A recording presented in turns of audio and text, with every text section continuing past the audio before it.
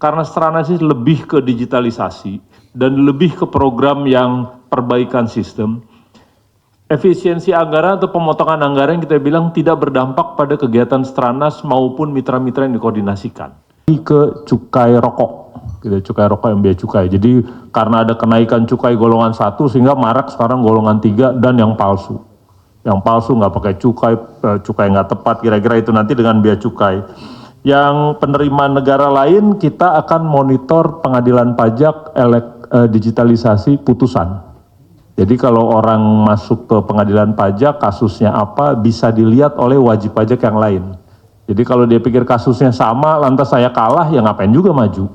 Kan gitu kan. Atau kalau sama lantas menang yang satu kalah satu menang nanti dari MA yang akan mereview ini kenapa putusannya beda. Makanya ada sentencing guidelines namanya. Kira-kira itu yang baru ditambahkan di samping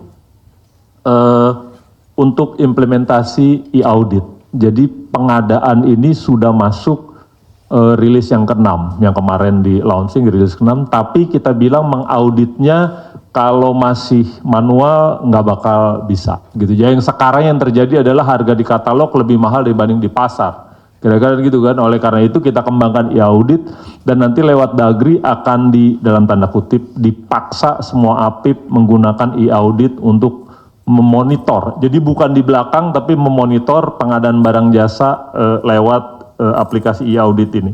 Jadi ini udah ada aplikasinya tinggal dijalankan dan selama ini masih lebih di pilot gitu dan kita rencanakan 2025-2026 ini lewat e-audit. Misalnya kalau yang dia tayang tengah malam itu kelihatan di audit. Yang tayang habis itu pergi, nggak ada lagi orangnya, itu di audit bisa dideteksi. Atau yang sebenarnya tendernya 10 perusahaan tapi cuma satu BO-nya itu dari audit bisa dideteksi. Karena connect dengan Dirjen AHU.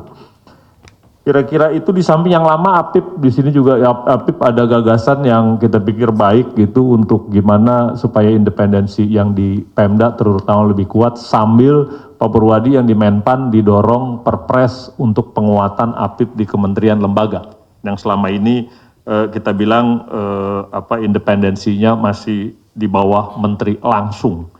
Dan yang berikutnya, yang baru kita tambahkan kerjasama BUMN BUMD, terutama di sampah dan tambang. Jadi tambang yang sudah berjalan di Sulawesi Tenggara di Sumsel, jadi aneka tambang dengan 6 Pemda di Sultra dan PT Bukit Asam dengan Pemda Provinsi Sumatera Selatan. Itu kerjasama aja BUMD-nya dengan BUMN-nya, gitu ya, supaya lebih terasa manfaat BUMN di daerah. Gitu. Dan yang terakhir pengolahan sampah, gitu. Jadi kemarin Pemda DKI baru commissioning, gitu ya, pengolahan sampah terbesar di dunia. 2.500 ton sampah diolah langsung, keluarnya 875 ton RDF kering dan dibeli oleh BUMN Semen Indonesia, termasuk yang 3 roda, gitu. Dihitung operasionalnya ternyata nutup dengan hasil penjualan RDF-nya. Oleh karena itu ini sejalan dengan redaksinya Stranas, bagaimana sampah bisa diolah se-Indonesia tapi Pemda tidak perlu mengeluarkan tipping fee. Caranya yaitu diinvestasikan dalam bentuk RDF, nanti dibeli oleh BUMN, Semen Indonesia Group, dan PLN. Saya pikir itu yang bisa saya sampaikan, hal-hal yang baru dari redaksi 15 redaksi Stranas kali ini. Makasih Pak. Baik, terima kasih Pak Pahala. Ini saya didampingi Pak Wamen Pan RB dengan Wa Irwasum Mabes Polri. Mungkin ada yang mau disampaikan? Tes. Terima kasih. Kita pahami bahwa Perpres nomor 54 tahun 2018 tentang strategi nasional pencegahan korupsi itu berkontribusi langsung ya, kepada peningkatan penerimaan negara dan mencegah kebocoran penerimaan negara. Ini sejalan dengan semangat Astacita yang ketujuh sebagaimana disampaikan oleh Bapak Presiden kita.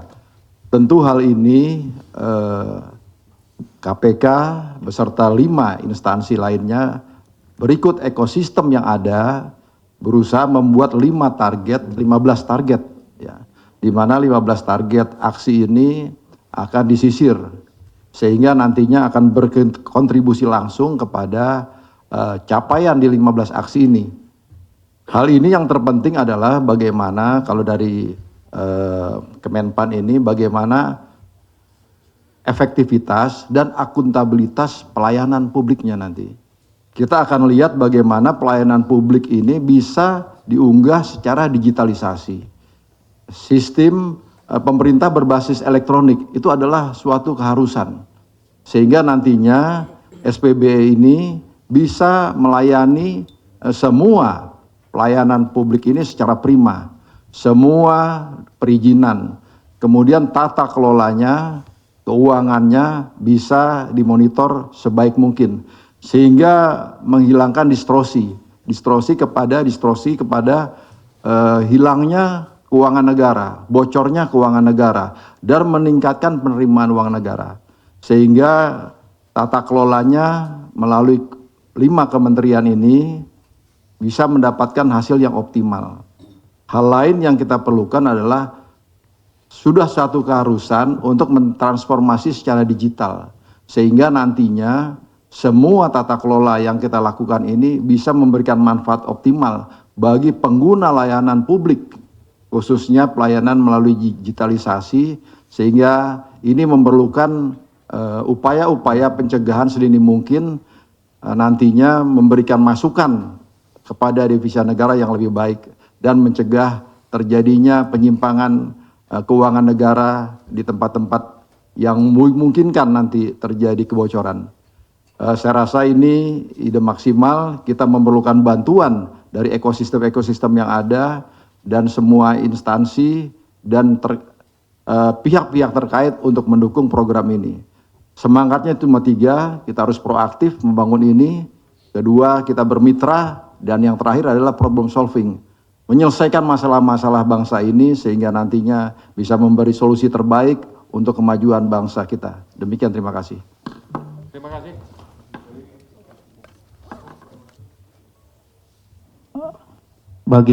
Sebagai bagian dari strategi nasional Polri dalam hal ini juga terfokus kepada kegiatan di fokus 3 yaitu penegakan hukum.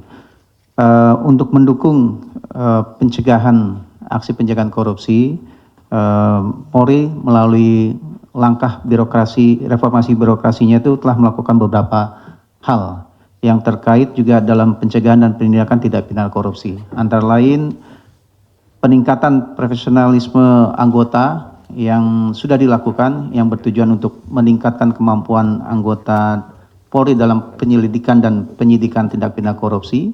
Kedua juga meningkatkan transparansi dan akuntabilitas. Dalam hal ini Polri telah membuka akses informasi kepada publik dan melibatkan masyarakat dalam pengawasan khususnya dalam proses penegakan hukum dan penegakan kasus-kasus korupsi. Dan terakhir adalah peningkatan pengawasan di mana Polri telah mengeluarkan Perkap nomor 2 tahun 2022 tentang pengawasan melekat di lingkungan Polri, yang selain itu juga yang paling utama adalah kita telah bekerjasama dengan lembaga pengawas eksternal lainnya. Salah satu untuk meningkatkan kinerja dalam pengungkapan kasus korupsi ini dan juga mencegah terjadinya penyalahgunaan wewenang dan praktek korupsi. Antara lain dengan Kompolnas, Komnas HAM, Ombudsman, KPK, BPK, BPKP, Seknet, dan kementerian terkait. Itulah langkah-langkah Polri yang telah dilakukan khususnya di dalam mendukung strategi nasional pencegahan korupsi. Terima kasih. Baik, terima kasih kepada para narasumber, Bapak Setio, Bapak Pahala, Bapak Purwadi, dan juga Bapak Merdi yang telah menyampaikan terkait dengan Stranas PK, khususnya 15 aksi pencegahan yang akan dilakukan pada tahun 2025-2026 yang berfokus pada 3 fokus utama, yaitu perizinan dan tata niaga, keuangan negara, serta penegakan hukum dan reformasi birokrasi. Selanjutnya kami akan buka sesi tanya jawab khusus terkait dengan Stranas pencegahan korupsi ini. Kepada rekan-rekan media kami persilahkan sesi pertama untuk 3 penanya. 1 belakang. Oke, silakan nama, media, dan anggaran yang dilakukan oleh pemerintahan saat ini masing-masing gitu. Bagaimana gitu di 2025? Bagaimana daerah-daerah atau kementerian dan lembaga yang tidak menjalankan program Stranas PK? Apakah ada sanksinya gitu? Selanjutnya juga ini kan Stranas PK sudah berjalan sebelumnya gitu. Daerah-daerah mana saja atau instansi dan lembaga mana saja yang sebenarnya tidak menjalankan program Stranas PK itu dan disebutkan saja. terima kasih. Dari media apa Mas tadi Mas? Saya Ari, wartawan okezone.com. Oke, silakan. Sekali lagi, Stranas PK ini kerjanya koordinatif. Artinya 67 kementerian lembaga dan 34 provinsi, 22 kabupaten, itu kebagian tugas dia harus ngapain. Kan gitu ya, di kebagian nanti dikoordinasikan gitu. Sepengetahuan kami di Stranas gitu, karena Stranas ini lebih ke digitalisasi dan lebih ke program yang perbaikan sistem, efisiensi anggaran atau pemotongan anggaran kita bilang tidak berdampak pada kegiatan Stranas maupun mitra-mitra yang dikoordinasikan. Kayak misalnya SIPD gitu, ya sudah ada SIPD, udah jalan dia. Itu tinggal mengenforce, melihat, menganalisa daerah mana yang tidak menjalankan prioritas nasional yang disepakati. Kan gitu ya. Misalnya kalau dibilang prioritas nasionalnya sekarang makan bergizi gratis gitu kan kelihatan nanti Pemda yang nggak menganggarkan supportnya yang segala macam gitu ya, atau kita bilang mari kita pergi kalau kemarin ke infrastruktur gitu, kelihatan di situ siapa yang tidak menganggarkan gitu ya, kira-kira itu.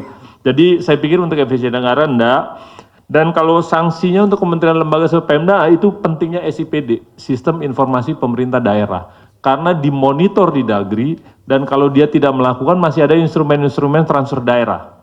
Ada instrumen-instrumen lain, penghargaan-penghargaan atau apapun, termasuk di depan sebenarnya waktu dia perencanaan, kalau kelihatan bahwa dia tidak melakukan itu, bisa dilakukan, Dagri punya wewenang mengevaluasi rencana APBD gitu, dan menyetujui. Ya kalau dilihat nggak ada, ya udah dibilang balikin aja lagi soal benerin, ya kira-kira gitu ya. Yang ketiga, untuk yang tidak, saya anjurkan teman-teman lihat jaga.id. Itu bisa di 15 rencana aksi ini kelihatan kementerian mana aja yang harus melakukan dan progres di renaksinya plus progres di masing-masing kementerian, lembaga, dan Pemda. Jadi kelihatan di situ mana yang tidak melakukan, mana yang enggak. Kalau sanksi ya memang tidak ada dari Stranas, tapi kita bilang 3 bulan sekali saya melapor ke 5 pimpinan lembaga dan 6 bulan sekali 5 pimpinan lembaga melapor ke Presiden. Biasanya surat laporannya sederhana cuma 1,5 halaman, disebut ini yang tidak melakukan gitu, disebut begitu. Ya, saya pikir itu mekanisme yang di Stranas. Terima kasih.